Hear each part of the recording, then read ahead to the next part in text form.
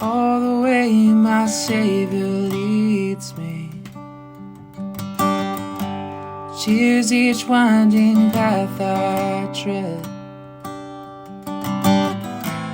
gives me grace for every trial, feeds me with the living bread.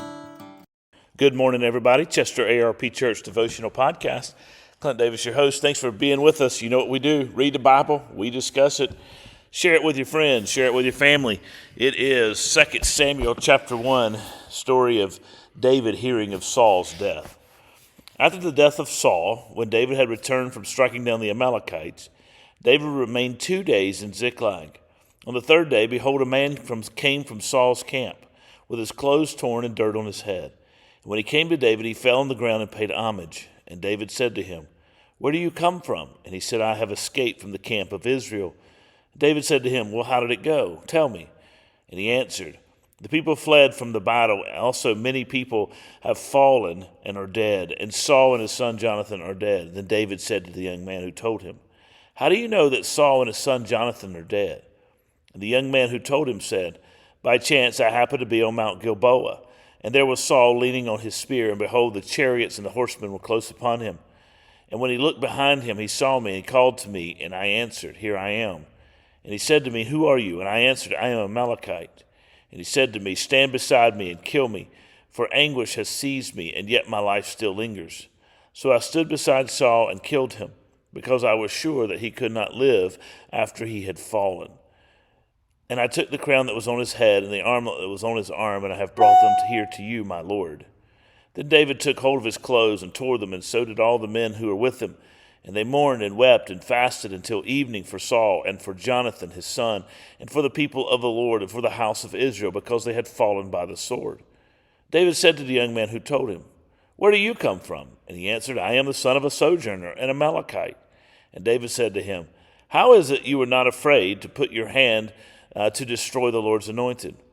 And then David called one of his young men and said, "Go execute him." And he struck him down so that he died. And David said to him, "Your blood be on your head, for your own mouth has testified against you, saying, 'I have killed the Lord's anointed.'" Now, the way I read this story, it does seem quite an interesting story and quite confusing, as do a number of these narrative stories in the Old Testament, as we just simply read them on face value.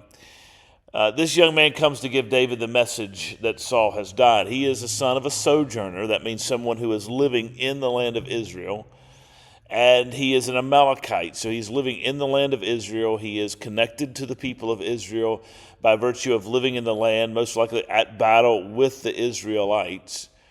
He sees Saul standing on his own sword, or leaning against his own sword. Saul, we're told in chapter 31 of 1 Samuel, that he took his own life. He leaned upon his own sword after he tried to find someone to take his life, and nobody would do it. His servant wouldn't do it.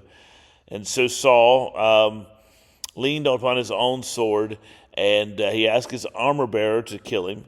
The armor bearer refused, and so we are told that in verse 4 of chapter 31 of 1 Samuel, Saul took his own sword and fell upon it.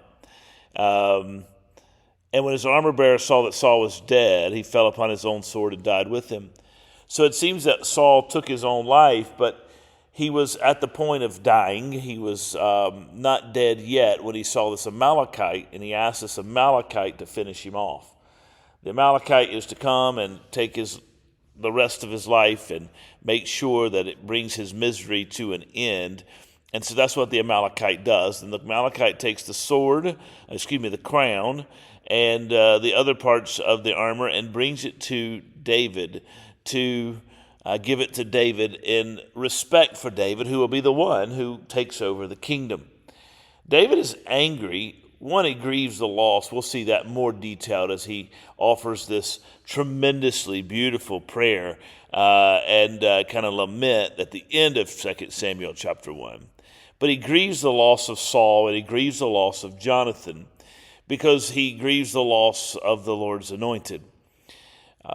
That's quite an interesting dynamic that's a little bit confusing to some of us, perhaps, because here's a man who was on the run. He was constantly afraid that Saul was going to take his life. Saul hated David.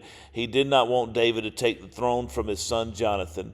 Saul took out all of his frustrations, all of his fear, all of his anger out on David and not on himself, though he was the cause that he lost and the reason for which he lost the kingdom.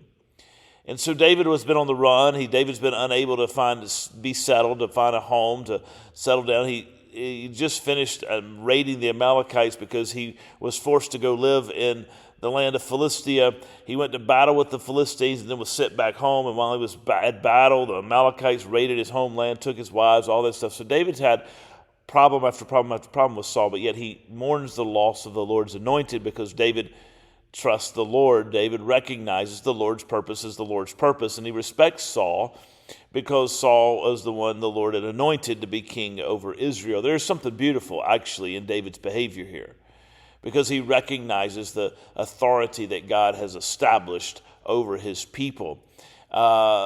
Kings and queens and rulers and politicians and leaders and fathers and church leaders and others are, as a friend of mine recently wrote, agents of love. They are a way in which God demonstrates his love for the world by keeping order and by putting leadership. We tend to think of them as a necessary evil, but that's not true. They're there to keep order and to maintain order, and it's an agent of God's love. Then we look at our world and we say, what in the world's going on here? These people don't seem loving. That's actually God's way of demonstrating his love to his world by putting authority over us. And David understands that. And so David here is grieving the loss, and then he gets angry at the sojourner for taking the life of Saul. And he has the sojourner killed. And that's where I'm confused. I'm not going to give much comment to that. The man, in a sense, we would call it today a mercy killing. But at the same time, the Amalekite treats Saul, a human being, as if he is an animal. We put dogs down when they're in misery. We put other animals down when they're in misery, etc. But Saul, we don't do that to humans because humans have a certain level of dignity. Humans are created in the image of God. And this Amalekite treats Saul as if he is an animal, a mercy killing, take him out back and end his life and be done with him, put him out of his misery. And David is bothered by that, and David requires this guy's own life for that because David views the human life as important, but also the life of the Lord's anointed. And again, it gets back to David's understanding of the Lord's structure and his respect for the Lord. I'm going to end there. I've gone too long. You guys have a great day. God bless you. Let's follow the Lord. Let's honor the structure he put over us. Let's recognize it for what it is, and let's trust him. See you next time. You carry me close to your heart and show